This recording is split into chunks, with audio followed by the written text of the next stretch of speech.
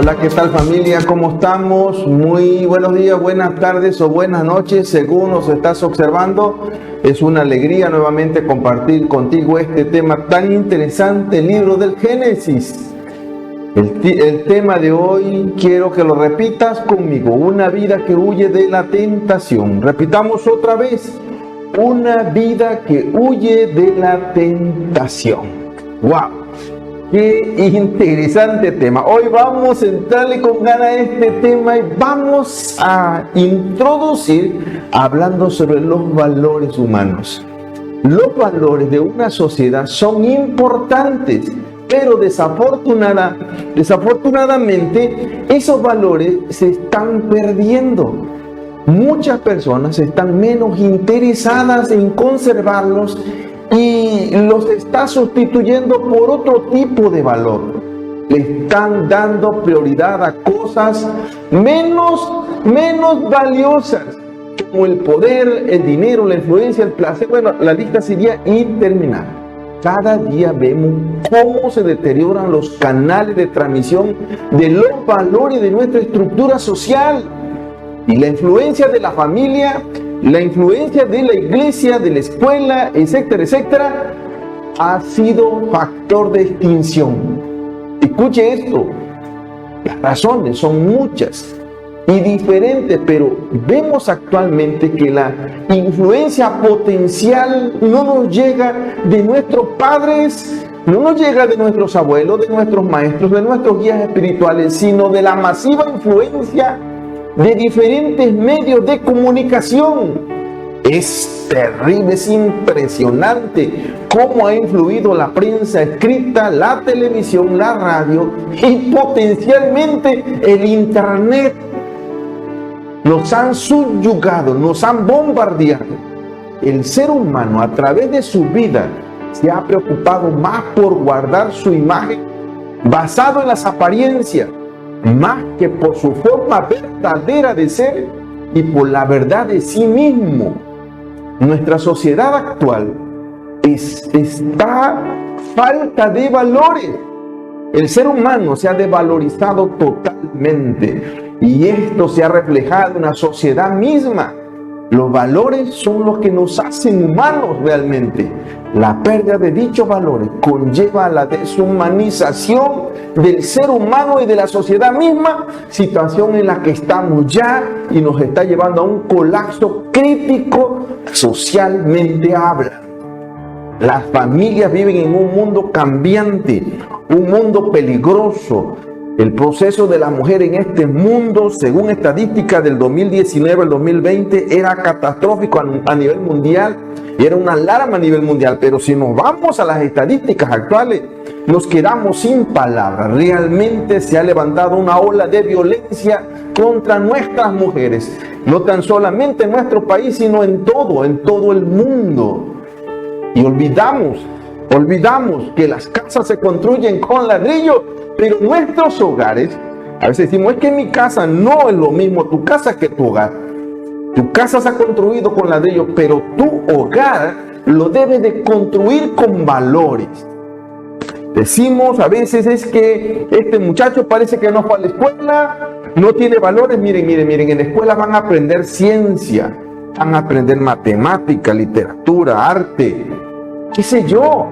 Pero en los hogares tenemos la responsabilidad de enseñar a nuestros hijos los valores del amor, la integridad, la lealtad, la solidaridad, el apoyo, la comunicación, la fe, la comprensión, el respeto, la seguridad. Bueno, habría mucho más que decir. Y esta pérdida de valores trae sufrimiento y violencia en las relaciones. Por esa razón nuestra sociedad está viendo tanta criminalidad y tanta falta de respeto hacia la vida de otros. Basta consultar los altos índices de criminalidad, de prostitución, de drogadicción, de narcotráfico, de alcoholismo. La lista es interminable. Para poder contactar, de realidad hay tantas cosas que evidencian la situación crítica en que estamos viviendo. Basta ver las generaciones de estos tiempos que se orientan hacia la decadencia de los valores morales que deben regir a una sociedad justa. Muchos estamos preocupados por estas tendencias, pero son pocos los que toman acciones correctivas. Analicemos, los valores se están perdiendo. Moral es un tema que quedó en el pasado para todos aquellos que comenzaron con una buena educación, vamos a decirlo así, en un signo de interrogación, porque no sabemos desde qué fecha, desde qué tiempo nos estamos desvalorizando. Si queremos hacer cambios fundamentales en los principios y valores de nuestro país, tenemos que dar el ejemplo y participar de actividades que promueven esos cambios. Por ejemplo, la enseñanza del Evangelio puro es un principio maravilloso que puede rescatar los valores más puros, más importantes de nuestra sociedad. Y claro cuando estoy hablando de un evangelio puro, me estoy refiriendo nada de tinte de religiosidad. Miren, la religiosidad ha hecho mucho daño a la sociedad. Ya basta.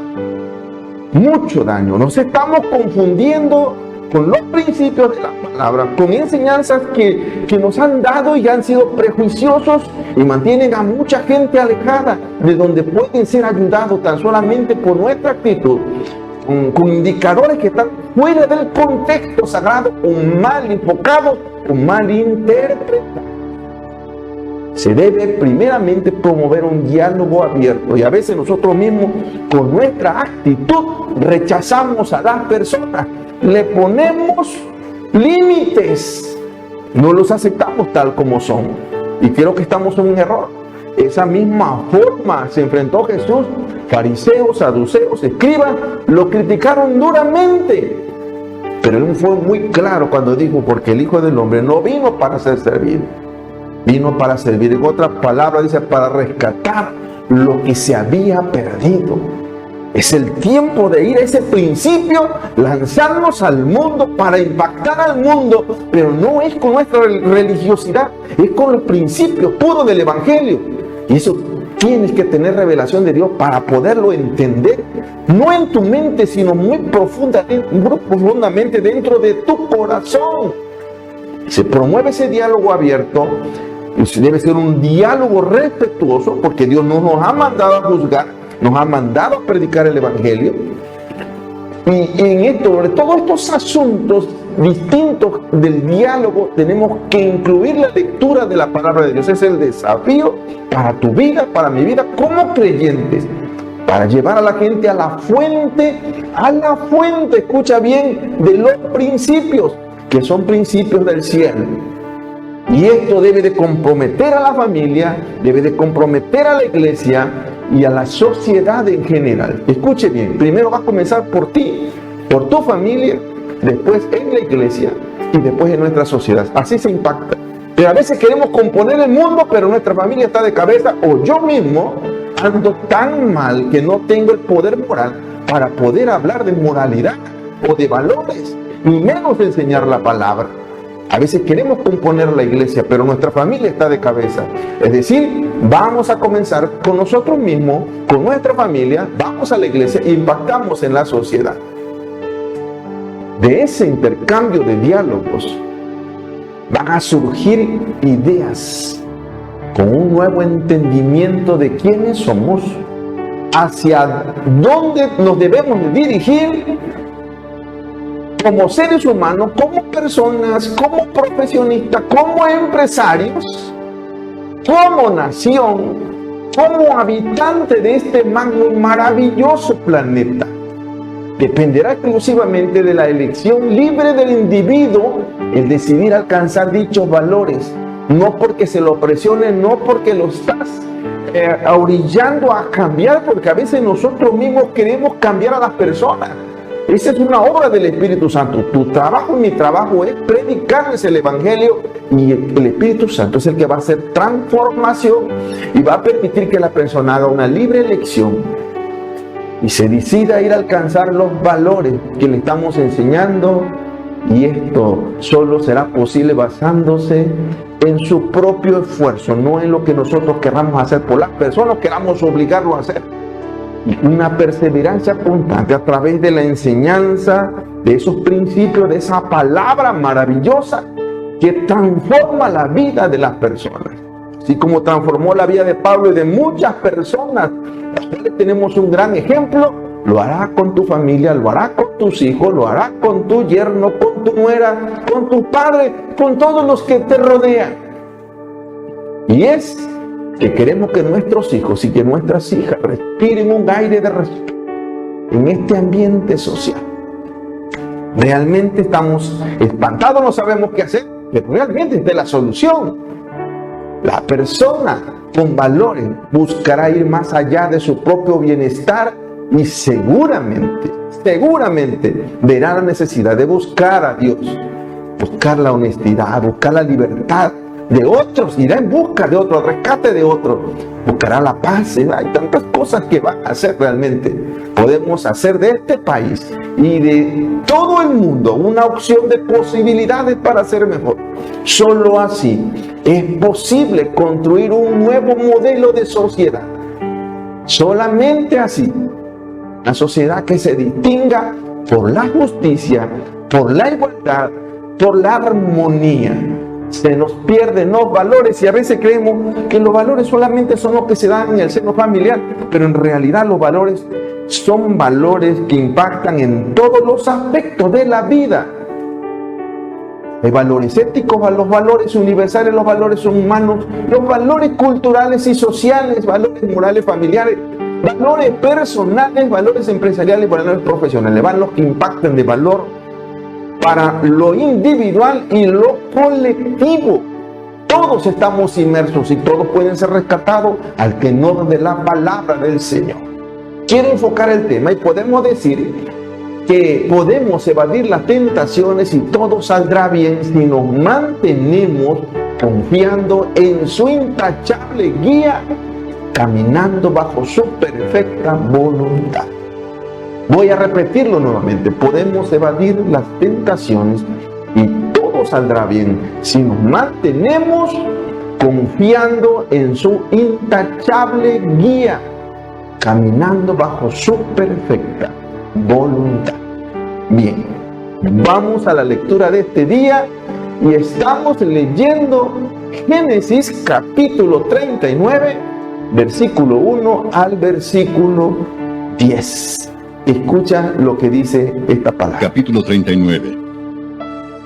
Llevado pues José a Egipto, Potifar, oficial de Faraón, capitán de la guardia, varón egipcio, lo compró de los ismaelitas que lo habían llevado allá. Mas Jehová estaba con José y fue varón próspero, y estaba en la casa de su amo el egipcio. Y vio su amo que Jehová estaba con él, y que todo lo que él hacía, Jehová lo hacía prosperar en su mano. Así halló José gracia en sus ojos y le servía. Y él le hizo mayordomo de su casa y entregó en su poder todo lo que tenía.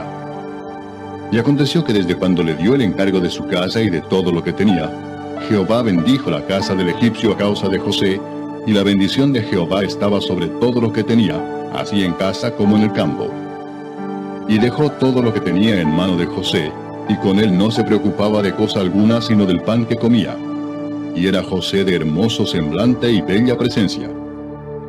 Aconteció después de esto que la mujer de su amo puso sus ojos en José y dijo: «Duerme conmigo». Y él no quiso, y dijo la mujer de su amo: «He aquí que mi señor no se preocupa conmigo de lo que hay en casa, y ha puesto en mi mano todo lo que tiene. No hay otro mayor que yo en esta casa, y ninguna cosa me ha reservado sino a ti, por cuanto tú eres su mujer. ¿Cómo pues haría yo este grande mal y pecaría contra Dios?». Hablando ella a José cada día y no escuchándola él para acostarse al lado de ella, para estar con ella. Lectura, estamos reflexionando en el tema. Vamos a entrar a la primera sección. Tenemos 13 secciones, pero vamos con la primera, que es cuando la integridad triunfa. Como dije, perfecto, cuando la integridad triunfa. Cuando José fue llevado a Egipto, Potifar, el oficial de Faraón, era el capitán de la guardia egipcia, y este amigo lo compró de los ismaelitas que lo habían llevado como esclavo a Egipto. José se encontraba ahora en un país y en una cultura que no conocía, rodeado por un idioma que no entendía. José era el chico, aquel chico mimado, aquel chico deseado de Raquel, y era el hijo favorito de José, quien fue vendido como esclavo y forzado a una situación que era aún peor que la cisterna que sus hermanos lo habían aventado al principio. José es vendido a un hombre de gran influencia. José había llegado a Egipto a un excelente lugar. Así que ahora él estaba en manos de Potifar, era su nuevo dueño. Potifar es descrito aquí como el capitán de la guardia. Escuche esto. Así que Potifar estaba en las Fuerzas Armadas de Egipto y era un oficial muy, pero muy importante. Inclusive hay un historiador judío llamado Alfredo de Seis. Él opina que Potifar era el jefe de los verdugos. Realmente, si queremos pensar mucho más hacia allá, él era una persona que había que tenerle miedo, ruda, una persona violenta. Realmente a Potifar había que tenerle miedo. Era un militar de mucha experiencia, con poder sobre la vida y la muerte definitivamente. La Biblia nos dice que el Señor estaba con José y fue varón próspero y estaba en la casa de su amo, así dice la Escritura, el egipcio. Potifar vio que el Señor estaba con este muchacho, con José, y que todo lo que José hacía prosperaba en su mano. Dios estaba íntimamente en la vida de José. Escuche esto muy interesante. Él lo guiaba. Y es el que hace que Potifar mire a José con buenos ojos. Es obvio que el secreto del éxito de José era el mismo Dios Todopoderoso. La buena suerte aquí no tenía cavidad. Escuche esto, nada que ver. Lo que José está haciendo como sirviente es una ilustración muy poderosa de lo que Jesús enseñaría a sus discípulos cientos años después en Mateo 25, 21. El Señor dice en su palabra: hiciste bien, buen siervo bueno y fiel, en lo poco has sido fiel, te voy a poner a cargo de mucho más. Ven a compartir la felicidad de este tu Señor. Y eso es exactamente lo que está sucediendo en la vida de José, el esclavo. Un muchacho obediente en el seno familiar. Se habla de una buena reputación, muy diferente a sus hermanos. Definitivamente, cuando fue llevado a Egipto, Dios lo puso en un lugar que le correspondía. Ya en el seno familiar lo preparaba, y ahí lo preparaba para subirlo al siguiente nivel. A veces no entendemos y pensamos que los procesos son castigos, pero realmente los procesos son la formación, simplemente la formación de tu vida, de tu carácter, para llevarte al siguiente nivel. José usa todo lo que tenía a su disposición y Dios honra sus esfuerzos. Este oficial Potifar tan importante reconoce que José no era un hombre cualquiera. En realidad, José tenía un testimonio tan extraordinario y poderoso. Potifar, quien adoraba a los dioses falsos de Egipto, se daba cuenta de que José servía a un Dios muy grande, muy especial. Potifar llega a la conclusión de que el Señor estaba con José y que todo lo que él hacía, el mismo Dios a quien José confiaba, le ayudaba a prosperar lo que hacía. ¡Qué maravilloso! Sería algo hermoso o del mismo valor que si cada uno de nosotros al día de hoy tuviéramos ese testimonio tan vibrante, enfocado en nuestra fe poderosa. Así que podemos entender, así como Dios prosperó la economía de la casa de Potifar en la vida de José, lo puede hacer también en la vida de cada uno de nosotros. Simplemente tenemos que aliarnos al Señor, obedecer al Señor y pagar el precio. Al final de cuentas, el capitán de la guardia pone todo lo que posee en las manos de José. ¿Se imaginan qué tal promoción? de ser un esclavo común, probablemente uno de los muchos esclavos de la casa de Potifar, a ser el encargado máximo de la supervisión de la casa del militar. Y no estamos hablando de cualquier persona, era el militar más importante de Egipto. Un trabajador leal siempre hará lo mejor y el mejor trabajo, el mejor desempeño posible para su jefe, para su jefa. Y no lo hace porque sea fácil, sino simplemente porque quiere reflejar la imagen de Dios en su vida. La misma palabra en el Nuevo Testamento cuando habla de los amos, porque en el Antiguo Testamento aún existía la esclavitud. Y dijo, todos ustedes que son esclavos, hagan a su amo las cosas como si las estuvieran haciendo para el Señor. Es decir, sean excelentes, porque ustedes son depositarios de grandes principios.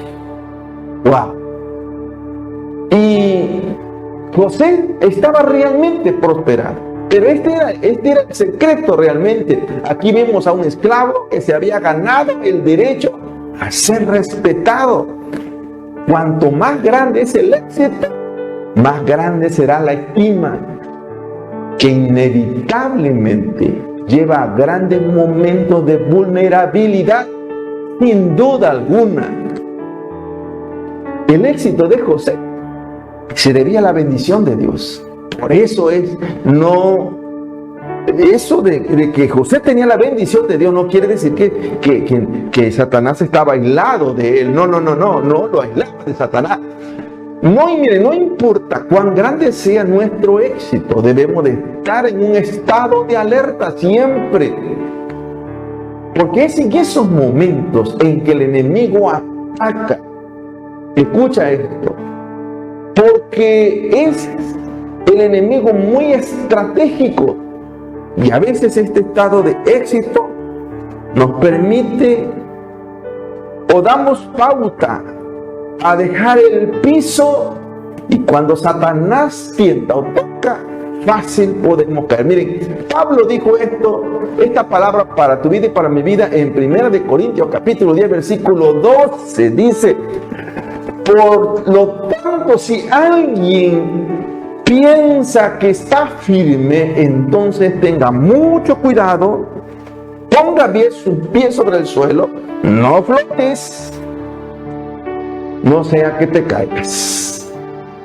Si Satanás pudiera agarrarnos desprevenido, nos podría derribar en cualquier momento, y cuando menos lo esperemos, y nos podemos encontrar en una situación comprometedora. Especialmente, seguramente va a llegar Satanás. Esa es la oportunidad que toma. Y un poco más si hemos flaqueado de alguna forma.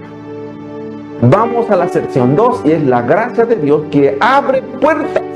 Como dije, perfecto, la gracia de Dios que abre puertas. Miren la historia de José, que lo venden sus hermanos a los mercaderes ismaelitas como esclavo. Lo podemos analizar muy abiertamente en el capítulo 37 de Génesis, donde por envidia sus hermanos lo querían matar y decidieron mejor venderlo como esclavo y sacar dinero de eso. Posteriormente le mintieron a su padre Jacob acerca de José, que por muchos años Jacob creyó que José estaba muerto. Estaba siendo medido exactamente con la misma medida que José midió en su momento a su padre Isaac. Triste, pero el Señor dijo que con la misma vara que mides te volverán a medir. Y este pobre anciano, ahora anciano, vivió en luto por muchos, pero por muchos años. Así que cuando José está en Egipto, en la casa de Potifar, lo obtiene de los ismaelitas, lo llevaron allá. Potifar parece ser el encargado de la guardia personal del rey de Egipto, así que era muy cercano a Faraón. José estaba colado ya con gente muy cercana al gabinete del rey más poderoso de ese tiempo. Estamos hablando de Faraón. por lo que sería una persona con mucha influencia y mucho dinero. Y él fue el que compró a José, siendo este tan solo de 17 años de edad. El Señor estaba con José e lo hizo un varón próspero. Y José servía en la casa de su amo, el egipcio. Miren, las circunstancias son muy adversas para José. Como esclavo en la casa de Potifar, porque no podía salir, no podía comunicarse con sus padres, estaba sin dinero, solamente era un esclavo, sin bienes, sin recursos. Mire, pero escuche esto, pero tenía lo más importante, tenía a Dios con él. Y eso hizo que José prosperara en esta condición de esclavo. Y no parece ser una prosperidad económica solamente, sino una prosperidad completa. Escuche bien, una prosperidad completa. Él era próspero en todas las áreas. En su alma, en su espíritu, en su trabajo, en el trato con otras personas, pero sobre todo en su relación con Dios. Su amo se percató que el Señor estaba con él y que todo lo que él hacía, el Señor lo hacía prosperar en su mano. La relación cercana de José con Dios hacía prosperar la vida de este varón, de este esclavo, entre comillas. Potifar, aún siendo politeísta, estamos diciendo un hombre que creía en muchos dioses, pudo identificar por nombre al Dios de José. Al parecer José mismo hablaba de su Dios, daba testimonio de su Dios, le daba el valor a Dios de por lo que él hacía realmente no era de él, sino que venía del cielo. Era la gracia de Dios moviéndose en la vida de José. Al parecer José mismo ya había hecho una identificación de Jehová de los ejércitos, un testimonio poderoso que trajo una detonante en la casa del amo. Dios prosperó la vida de José. Esta función de administrador lo bendijo de tal forma que se hizo cargo no solo de la casa de Potifar, sino aún de los negocios que este hombre tenía en el campo. De tal forma que Potifar no se preocupaba nada que no fuera solamente lo que iba a comer. José era de hermoso semblante, dice la palabra, y era de bella presencia. Y ahora, escuche bien, y ahora era él, probablemente, esto era él. Y ahora era el encargado de todo lo que tenía Potifar. Lo que probablemente produjo en la esposa de Potifar un deseo sensual de querer estar íntimamente con José, al grado de sugerírselo. José no lo aceptó y trató de hablar con ella. La razón por lo que no aceptaba, ya que es muy claro entender que era la esposa de su amo. Pero sobre todo la negativa de José fue porque en sus principios, escuchen, en sus principios lo consideraba como un grande mal y un pecado contra su Dios, quien sería el primer ofendido en la vida por el acto en la vida de José. Así que si José aceptaba la propuesta, Dios era el primero en ofenderse. Aunque esto afectaría y sería un pecado y un gran mal, creemos que esto iba mucho más allá de lo terrenal. José fue muy claro en distinguir su futuro de corto y largo plazo, porque él conocía al Dios que había estado con él todo el tiempo y sabía que había proyectos de corto y largo plazo que podía frustrar en ese momento, y por lo tanto decidió no ofender a Dios, no frustrar el proyecto de Dios para su vida a través de esta lealtad a los principios morales de Dios, a los principios de la palabra y a los principios de la familia, quienes venían arrastrando desde los tiempos de Abraham. Ese temor de Dios en nuestras vidas es muy necesario para tu vida y para mi vida. Saber que aunque nadie se entere de algún mal que podamos hacer, que hagamos y que aparentemente no afectemos a nadie, escuche esto, Dios siempre lo sabrá y será una ofensa para él. Bien, vamos a la tercera aserción y es cuando la tentación ataca. Como dije, perfecto. Cuando la tentación ataca. Algunos apologistas de la palabra opinan que la esposa de Potifar ocupa un lugar notable como la primera mujer sensual en la galería de mujeres bíblicas. Los pecados contra la moralidad cometidos por mujeres hasta este punto de la historia en la Biblia fueron cometidos por razones dinásticas o debido a las costumbres de aquellos tiempos, pero la historia inmortal de la lujuria de la esposa de Potifar por José es el retrato de una mujer malcriada, una mujer rica, bella, que codicia a uno de los hombres más santos y atractivos de Egipto.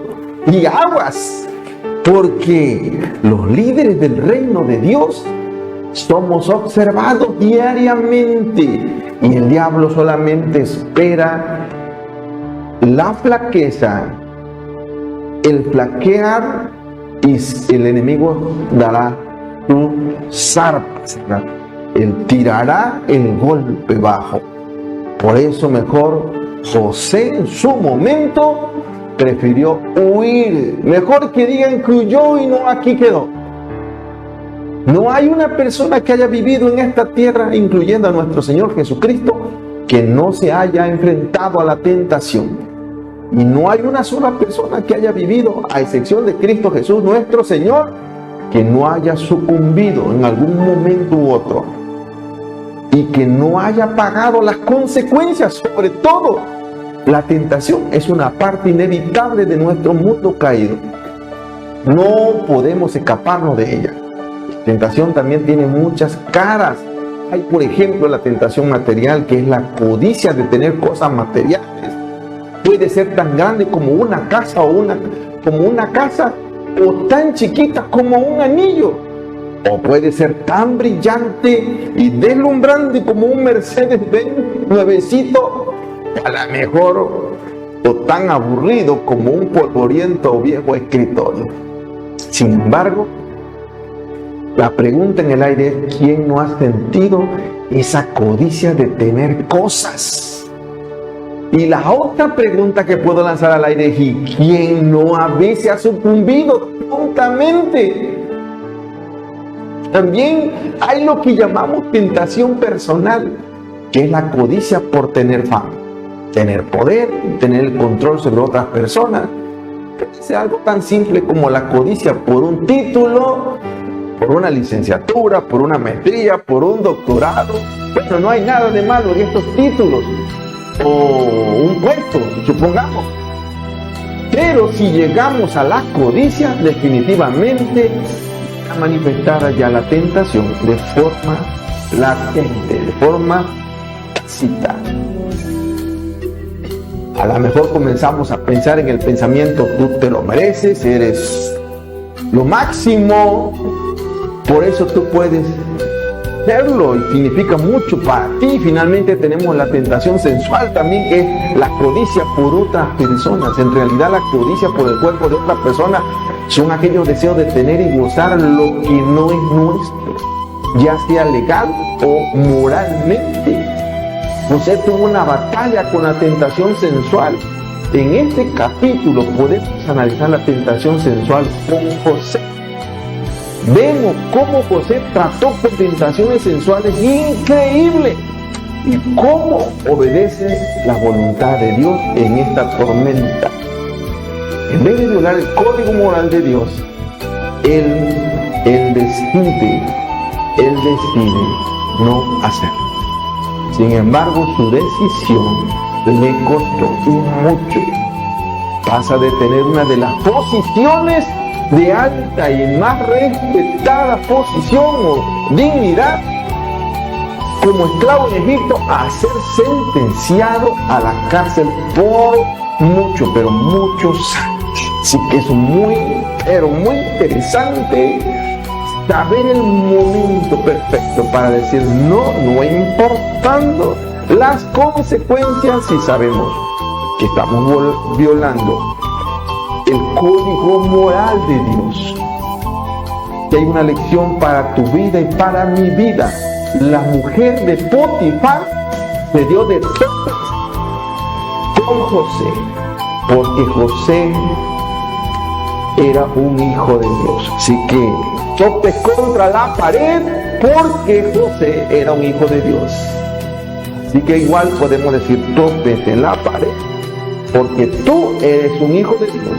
No soy un hijo de Dios, tú eres una hija de Dios.